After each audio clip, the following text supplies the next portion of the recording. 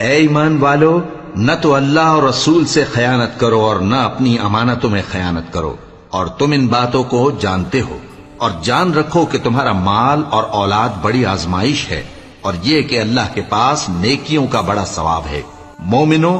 اگر تم اللہ سے ڈرو گے تو وہ تمہارے لیے حق و باطل کا فرق ظاہر کر دے گا اور تمہارے گناہ مٹا دے گا اور تمہیں بخش دے گا، اور اللہ بڑے فضل والا ہے۔ اور اس وقت کو یاد کرو جب کافر لوگ تمہارے بارے میں چال چل رہے تھے کہ تم کو قید کر دیں یا جان سے مار دیں یا وطن سے نکال دیں،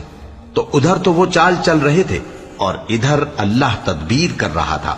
اور اللہ بہترین تدبیر کرنے والا ہے۔ اور جب ان کو ہماری آیتیں پڑھ کر سنائی جاتی ہیں تو کہتے ہیں یہ کلام ہم نے سن لیا ہے، اگر ہم چاہیں تو اسی طرح کا کلام ہم بھی کہہ دیں، اور یہ ہے ہی کیا، صرف اگلے لوگوں کی حکایتیں ہیں۔